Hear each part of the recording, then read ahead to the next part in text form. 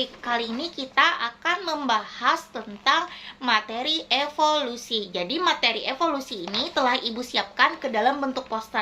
Anak-anak bisa lihat dan bisa membaca apa isi yang ada di poster ini. Nah, yang pertama ada bagian pengertian dari evolusi itu sendiri.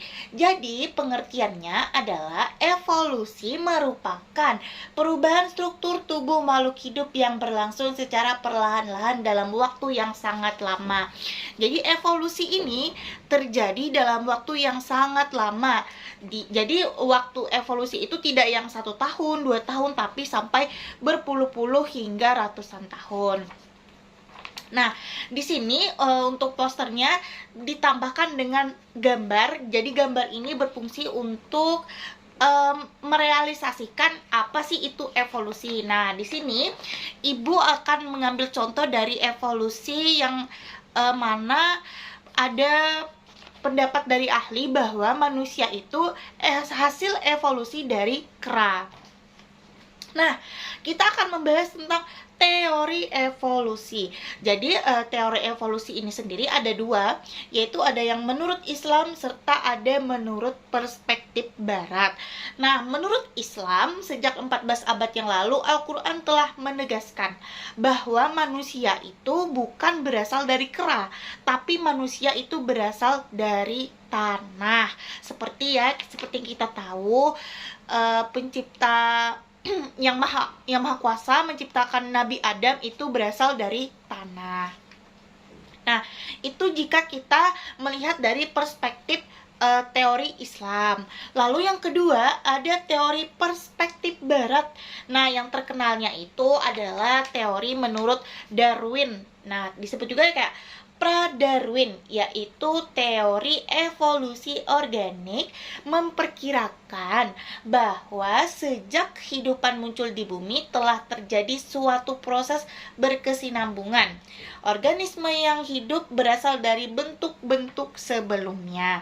Nah, jadi dari pendapat Bapak Darwin, beliau mengatakan bahwa sebelum kita ada itu pun sudah ada proses-proses terdahulu. Jadi kita ini adalah hasil kesinambungan dari proses-proses yang terdahulu.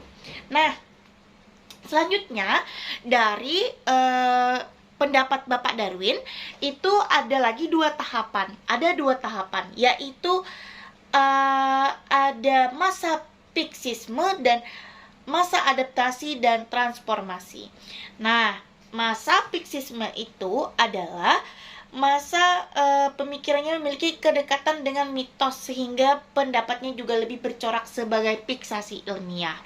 Lalu selanjutnya adalah pada masa adaptasi dan transformasi. Nah, di sini semua ahli itu menyatakan teori evolusi didasarkan atas adanya perbedaan antara makhluk satu dengan lainnya. Nah, lalu ada prinsip-prinsip evolusi di bagian paling bawah. Anak-anak bisa lihat dan bisa membaca, yaitu yang pertama, pada satu waktu evolusi terjadi lebih cepat dari yang lainnya. Bentuk baru muncul dan bentuk lama punah. Nah, contohnya nih, kita kan di sini ada tangan manusia dan ini adalah tangan kera. Jadi kera-kera itu berevolusi dan akhirnya menjadi kita, manusia. Nah, ini adalah menurut Bapak Darwin. Jadi, kita itu adalah hasil terbarukan, sedangkan yang menurut awalnya itu dia kera, itu telah punah. Lalu selanjutnya adalah laju kecepatan evolusi tidak sama pada organisme yang berbeda.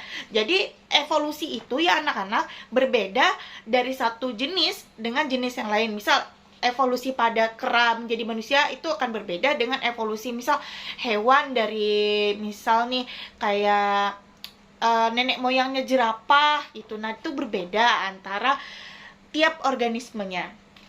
Lalu spesies baru bukan merupakan bentuk yang paling sempurna, tapi bentuk yang sudah terspesialisasikan. Dan yang selanjutnya adalah evolusi tidak selalu dari yang sederhana ke kompleks. Nah, jadi kayak evolusi itu bisa juga dia sederhana saja bentuk perubahannya. Nah, terus evolusi terjadi dalam populasi bukan dalam individu.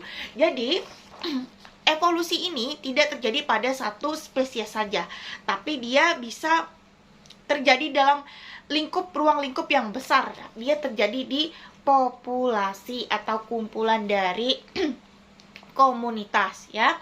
Nah, jadi media ajar yang Ibu pilih itu adalah poster. Nah, Ibu harap kalian bisa membaca poster ini karena materi-materi yang ada di sini itu sudah singkat, ringkas, jadi kalian bisa lebih mudah untuk memahami isi dari poster yang telah Ibu buat ini. Jadi, sekian dari saya. Wassalamualaikum warahmatullahi wabarakatuh. Audio Jungle.